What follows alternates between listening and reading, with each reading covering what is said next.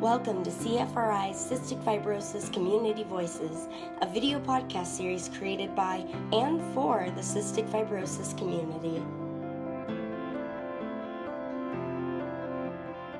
Welcome everyone. Hello, I'm Siri Vaith. I'm the Executive Director of CFRI, the Cystic Fibrosis Research Institute, and I welcome you to a very special episode of our CF Community Voices podcast program. Today, we'll hear from Maryanne O'Hara, who will share the importance of authoring one's own legacy or that of a loved one. Before we get started, as always, I have to remind you that nothing presented here should be used for medical advice, diagnosis, or treatment, and to consult with your medical team before making any changes to your health regimen. I want to thank our sponsors whose generosity have made this podcast possible. These include Vertex Pharmaceuticals, Genentech, Chiesi USA, Viatris, and Gilead Sciences. And now it is my honor to introduce our presenter, Maryanne O'Hara. Maryanne is the author, most recently, of Little Matches, a memoir of grief and light that was released by HarperCollins earlier this year. Little Matches is inspired by 9livenotes.com, a blog Maryanne kept while her daughter Caitlin, who lived with cystic fibrosis, was waiting for a lung transplant. Since Caitlin's passing, Maryanne has been certified by the University of Vermont's Lerner College of Medicine as an end-of-life doula, so that she may better speak to the state of end-of-life care in our culture. Little Matches is a People magazine book of the week, and Maryanne and Caitlin's story has been featured in Time, the Boston Globe, Psychology Today, the New York Times, and elsewhere. Maryanne, we are so honored to have you here with us to share your incredible expertise, your deep perspectives, and to really teach us about the deep value of life interviews and providing guidance to us on how to conduct them. Welcome, Maryanne. Thank you so much for having me here. It's my treat to offer this workshop to people because I do think legacy stories are important for everyone, no matter your age or your current health. So I've put together a presentation with a lot of visuals, and what I'm going to do is hide myself, and then I'm going to share my screen, show the slideshow, give you the presentation, and then it's about 15 minutes, 10, 15 minutes of talking, and then we go into a mini workshop. And at the end, we can have a Q&A, and I can also provide people with the questions and prompts that I will be using during the workshop. Okay? And we start with a little video.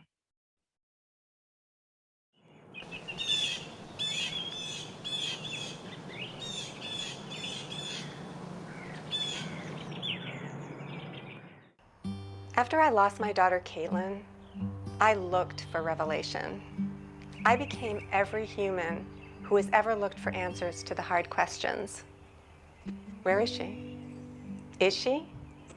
Is there more to life than this life? Does consciousness survive death? Does my existence serve any real purpose? Does anyone's? So I wrote Little Matches from inside real-time grief, and I asked those big life questions. Caitlin became a real sage for all of us. She had so much wisdom. And the last couple of years, while she was waiting for her lung transplant and she was on oxygen, it was easier to write than to speak. After her passing, many of her friends shared her writing with me, including text messages, conversations that would have been lost forever were recorded.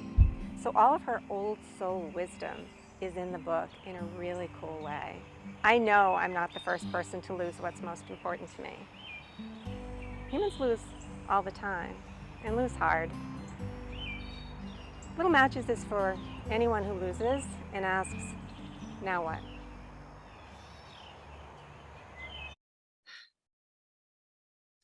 So there she is. I wrote Little Matches to share who this wonderful being was, to share her wisdom, and to make a record of my search for answers to those big life questions. In my fiction, I'd always explored those themes, but in a ruminating sort of way. It wasn't until I was living inside unbearable grief that answers became necessary. I realized I needed to write the personal, I needed to establish my daughter's legacy. What is my role in this lifetime? Like so many people who live with serious illness, Caitlin was reflective. She gave a lot of thought to questions of meaning and purpose and legacy. What is legacy? The dictionary tells us that one definition is something transmitted from the past. We tend to think of legacy as something tangible, offered to the present and to the future. In many cases, it is wisdom handed down. Well, as so many of you know, cystic fibrosis is the genetic lung disease that Caitlin was diagnosed with at age 2. CF predisposes people to chronic infections that destroy lung tissue, but it's usually a slow process, as it was with Caitlin. She was able to live a pretty normal existence, at least on the outside, for most of her life. I always appreciated that I was able to put CF in a box. If we weren't in crisis mode, I was very, very good at compartmentalizing. I had a saying, let's not ruin today, worrying about tomorrow. It meant that we lived as happily as we could. It meant that Caitlin didn't define herself by her disease. And since severe decline is not inevitable, we were always able to live with hope for the future. Decline was gradual. Day to day, you wouldn't notice, but over the years, she went from being this fast little runner in elementary school to a recreational jogger in college, to being someone who had to be content with walking her adorable dog. But she adapted. We humans are coded to adapt. In an email she wrote to a school friend she reconnected with later in life, she wrote about how tricky her 20s had been. It wasn't so bad that I couldn't fake it and kind of live normally, but I also couldn't strike out and do something bold. It really was this constant picking and choosing of battles, fun, etc. To the outside world, she looked completely healthy. CF is often invisible. So many of us live with an invisible something. When the time came that she needed oxygen 24/7 and needed a lung transplant, we entered into limbo, the limbo of waiting for transplant. For medical reasons, we had to move from Boston to Pittsburgh for the surgery. We hoped it would happen within a few months. In fact, she waited for 2.5 years. As we waited, I laser focused on the positive, a successful outcome that would allow her to return to independent living. I'm here playing hospital hangman with her to help keep her spirits up. And here she is with her spirits up. Our positivity wasn't ignorance or wishful thinking. People do survive lung transplants and go on to live fulfilling lives. But part of me knew, of course it did, that I could outlive Caitlin. An organ transplant is risky business with no guarantees. And besides, there are all the other everyday threats facing humans: routine accidents, acquired diseases, viruses. I had seen one brother-in-law taken by a surprise brain aneurysm at age 29, and my father died of heart disease at 59. I knew that we are all temporary, that the arc of a human life, even a long one, is a blink in time. So why didn't I gather up more of Caitlin while I could? Why didn't I make more recordings of her voice? Why didn't I ask her every question I might ever want an answer to? One reason was because I wouldn't have wanted to upset her, especially during the wait for surgery. Why are you asking me this stuff? Do you think I'm not going to make it? But the real reason was the most basic human reason. We always think we have more time.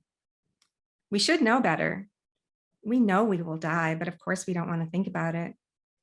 I write in my book about how not long after losing Caitlin, a man who was only my husband's age put his arm around Nick and said, "Oh, pal, I'm so sorry. I can't imagine." And that night, that man went to bed and never woke up. After Caitlin was gone, I wished I had so much more of her. For every snippet I had of her talking and being, like this adorable snippet. That's it. Hey, what are you doing? For every snippet of that I had like that, I had 1,000 videos of this little guy doing not much at all. But when I began to write Little Matches, I was fortunate in that she had written so much. I was able to gather her emails and texts and essays, her musings on life and meaning and purpose. And so her words inside Little Matches live on, and they inspire others. A passage she wrote about courage seems to have struck a chord with so many people, so I'm going to read it. When I feel myself flailing, grasping, panicking with pain or hurt, I get a notion in my head always, and remember that there is courage.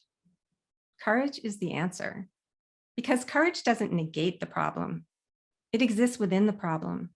And when you realize the answer lies in taking in the problem and living in spite of it, with full awareness of it, you feel a new option and a new sense of hope in life.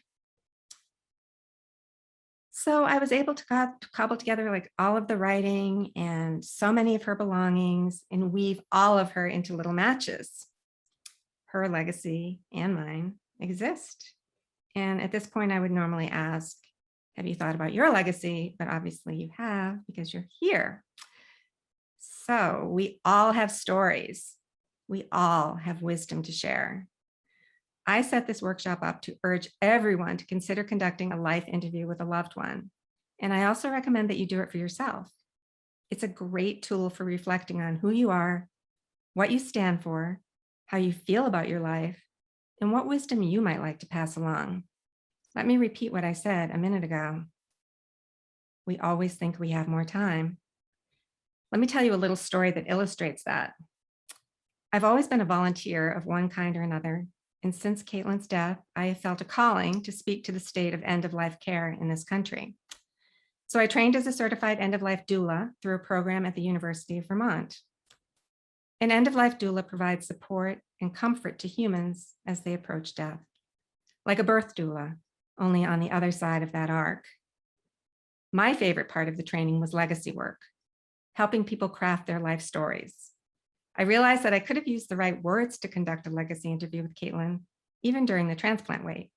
I could have said, hey, bud, you know how much I love oral histories and how valuable they were to me when I was working on my book. I might start a new volunteering project, helping people record their stories. You're one of the most interesting people I know. She was. Will you help me practice? She would have loved talking about herself. Don't we all? I would have her actual voice ruminating on what's meaningful. I would have all her ways of laughing, of speaking with passion and conviction. All of it would be recorded. I completed the certification in late 2019 with the intent to begin hospice training in early 2020. I also had it in the back of my mind to conduct a legacy interview with my mother in Maine. Here she is in her 1970s maxi skirt.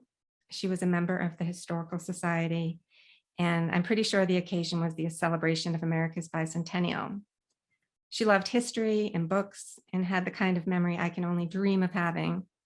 She had been a really great source of historic details for me when I wrote Cascade, which is a novel I wrote about the past. So I looked forward to recording an interview, and then I was going to transcribe it and give it to members of my family for the holidays. Don't wreck your eyes trying to read this. It's just here to make a point. The point being that I've learned from immersing myself in long pages of text messages I had with Caitlin that there is something precious and immediate about reading transcribed conversations, even completely mundane ones like this. With a life interview, my mother's stories truly would be able to live on for her descendants. And I had time. She was 83, but chugging along, living at my sister's with no overt threats to her health. But in January of 2020, my sister wrote to say that mom was deteriorating. She might have had a mild stroke. They weren't sure. There was an MRI scheduled. But regardless, she was failing by the day, and it was clear she was going to need to go into a care center. In the meantime, my sister had to go out of town for a week and needed me to come up and help. Those days and nights involved numbing routine and a lot of physical effort. My mother could barely move on her walker. She needed help getting off the toilet, out of her chair, all of it. What you're seeing here is a still image from the webcam we put in her living room for safety. She had just fallen badly, and we were both hurt. She was hurt from the fall, me from deadlifting her up off the floor. My last night there, before my sister came home, it occurred to me that I should do the legacy interview, but it had been a long day, a really long day. I wanted to go upstairs and have dinner and a glass of wine. I told myself that once she was in the care center, the life interview would be the perfect activity for a visit. But we didn't know that it wasn't a mild stroke she'd had, but cancer, and it was in her brain. And we didn't know that once she was in the care center, COVID would almost immediately close it down to visitors. I sent her a pretty notebook with a pen and a list of questions. But when we Zoomed and I asked her if she'd been able to do any of it, she just shook her head.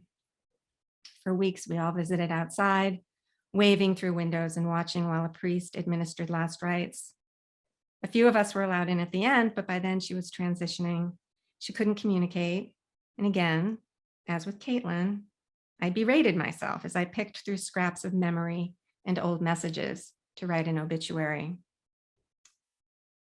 We always think we have more time. So we are going to make time right now. A life story project can take any form, go in any direction. Letters, time capsules, scrapbooks, videos, you name it. You can hire someone for $2,500 to do it all for you. But here, as a start, I'm going to lead you through a small project, a voice recording that you can transcribe and print. Transcription is important, as anyone who recognizes these relics can attest to. Audio video is precious, of course, but the formats change all the time. And I honestly cringe to know that people are entrusting their precious, precious memories to the ether. Technologies change, but so far we still have paper and words.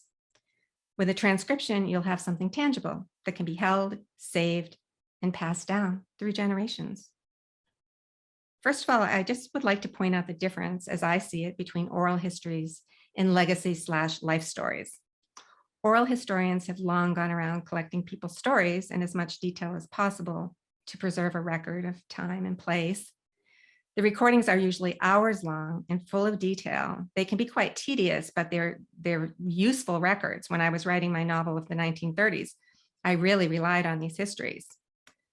This is what one looks like, although I actually made this one up for a novel I'm writing. It's just pages and pages of questions and answers. A life story, a legacy story is more shaped and nuanced. A life story is a story, it's narrative.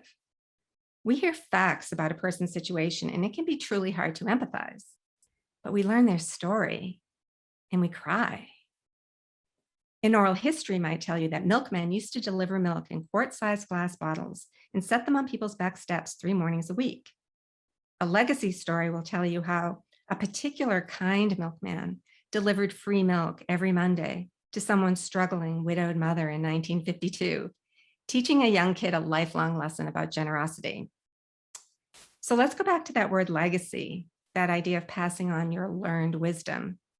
Let's think about rituals and how humans create and enact rituals as a way to connect to each other and to the past. I love how this UVA professor describes rituals. Rituals connect us to groups. They connect us to the divine. They suggest a deeper world of meaning beyond the mundane habits of the everyday. They can transcend time, connecting us to our ancestors and to those who will come after us. There is some evidence that taking part in rituals may release endorphins, which act on the opiate receptors in our brains, which can ease pain and anxiety and produce pleasure. So we're going to make the life interview a ritual of sorts, something meaningful and pleasant. We're going to slow down right now, shake ourselves into the present, into the here and now. A teacher I had when I was a kid used a bell to help us focus. So I'm going to ring my Balinese bell right now and ask everyone to just take a moment.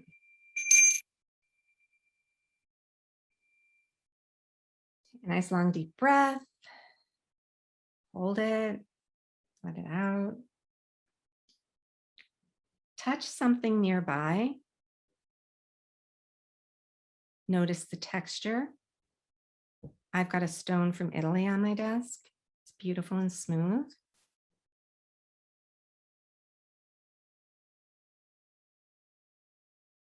Okay, we're in the moment.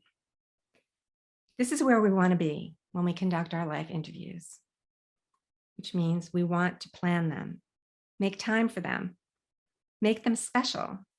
Here are some good tips. If you're not interviewing yourself, approach your subject. Explain that a life interview is a wonderful way to reflect on life, process important transformational events, reflect on meaning, and pass on learned wisdom. Now, with the elderly or sick, the idea of doing a life interview can be alarming, so it's wise to figure out the best way to broach the idea, depending on the individual. You have to know your subject here. With my mother, I knew that I would have had to bring up the idea in the right way once it was clear to us that her life was coming to an end.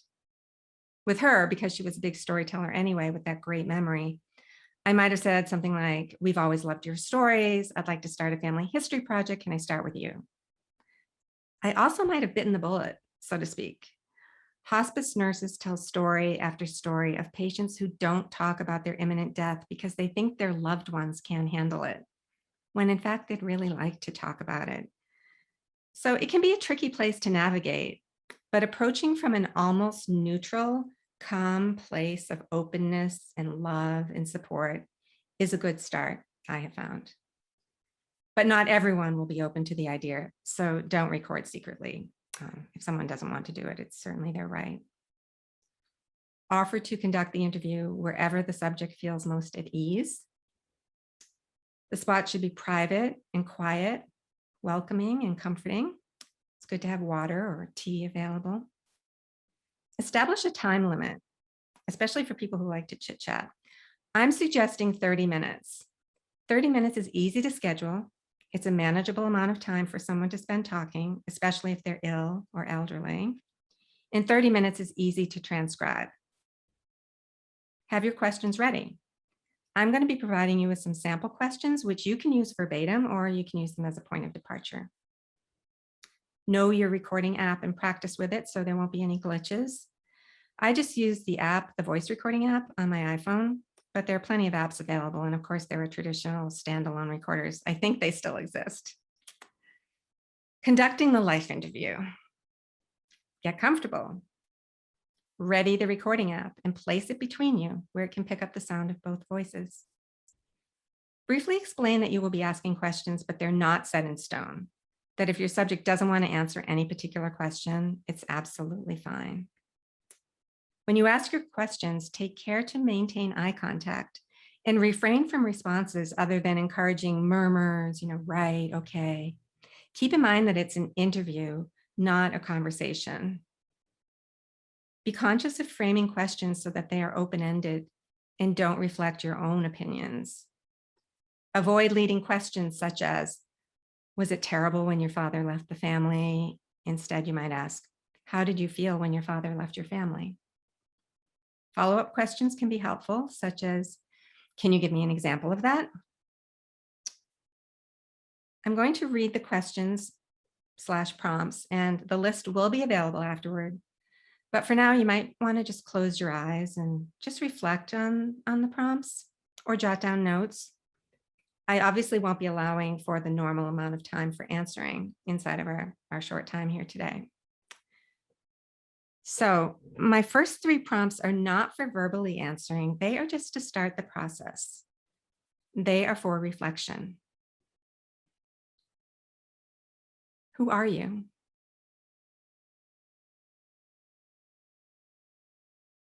What is your identity?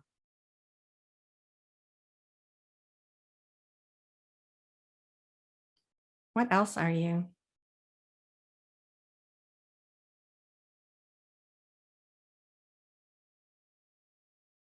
Okay. When you were a child, what did you enjoy most about life?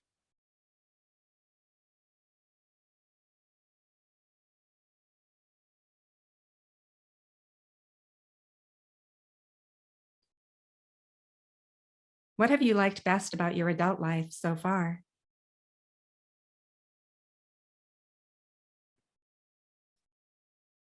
Recall a challenging time in your life. What was it like? What did you learn?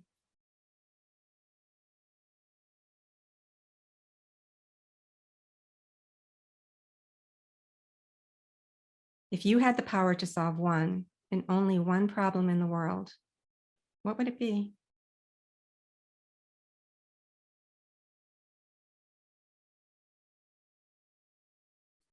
Where are you most comfortable and content? What is the texture of that place? What are the details?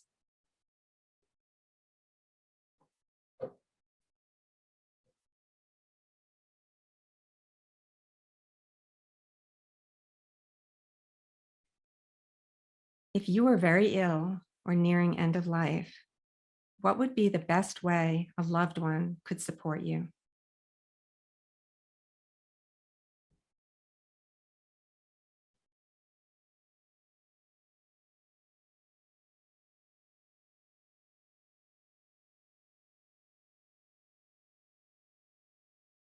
Think of an ancestor you know of but never met.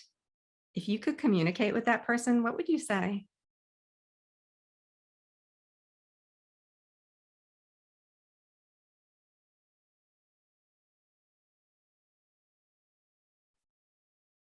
Likewise, think of a descendant you will never know. If you could communicate with that person, what would you say?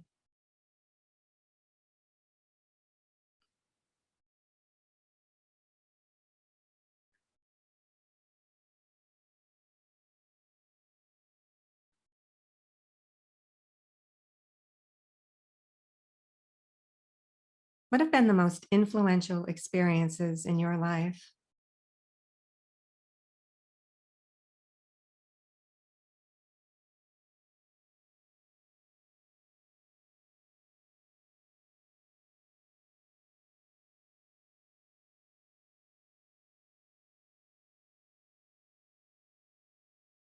What, if anything, would you have done differently in your life?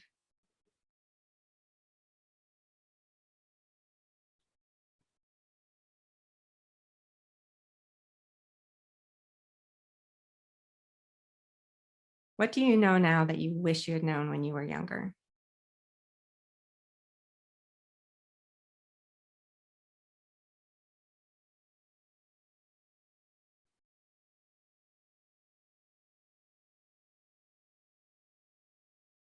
Over time, have you changed the way you look at life, at people?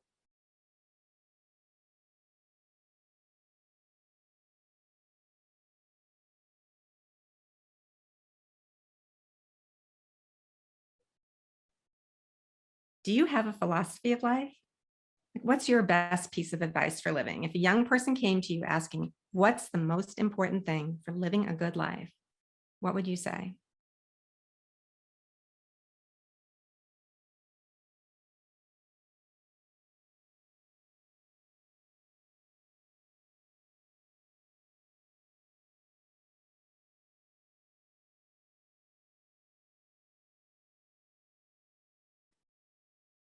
Fill in the blank. I am looking forward to.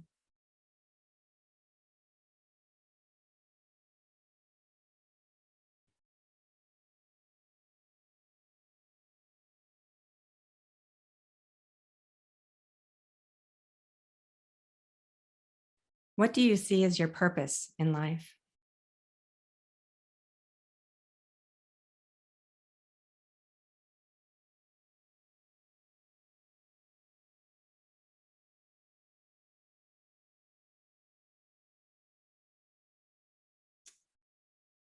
Okay, ponder these three things before I ask the last question. Your resume, your life,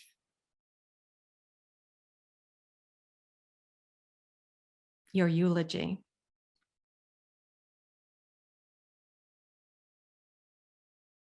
and the last question is, what would you like your loved ones to remember about you?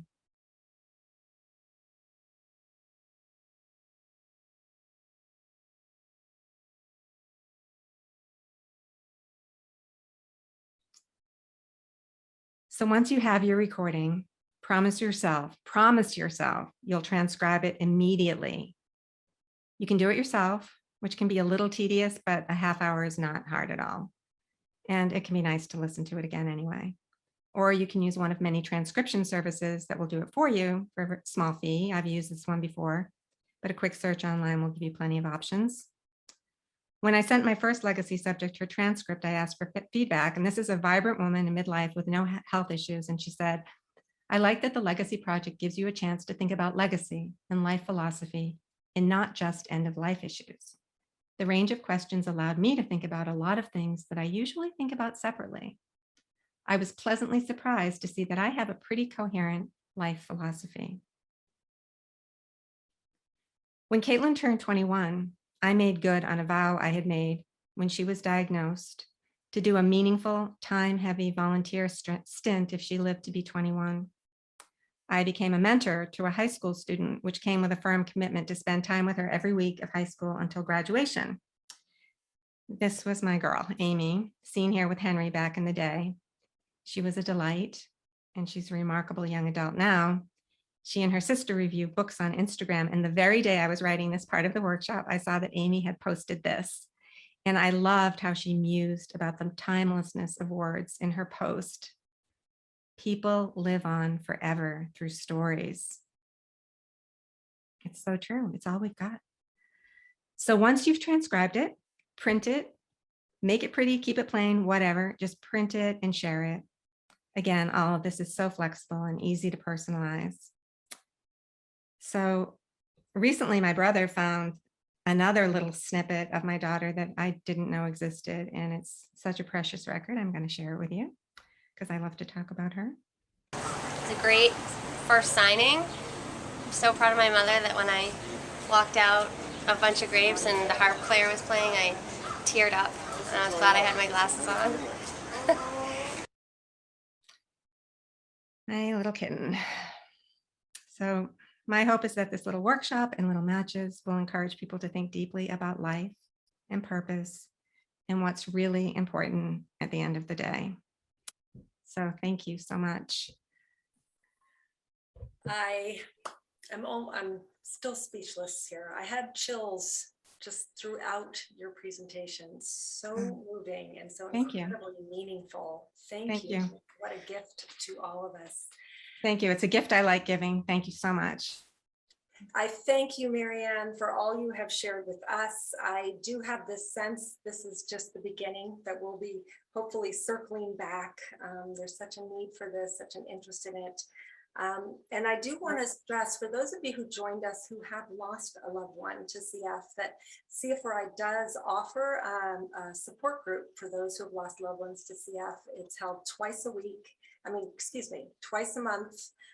It's a drop-in thing. You can just come and see if you're comfortable. It is facilitated by Isa Stenzel-Burns, who herself lives with CF, is post-transplant, and is an LCSW who works at a hospice. So very well versed in end-of-life issues. So I do encourage those of you to go to our website and you can register. I should probably go to one of those. I mean, just today I went to Bloomingdale's and Caitlin worked there when she was in college, and I just started crying. It's just hard. It never goes away. The triggers everywhere. Yeah. So with that, I thank everybody who joined us today. Thank you so much. We will release this next week. You'll be able to really slow down and savor each of the beautiful presentation you shared. And I thank you. Thank you so much. Thank you for having me, and thank you to everyone who watched it and will watch it. And hopefully I'll see you again. I wish you all safety and good health. Bye-bye. Thank you. Bye.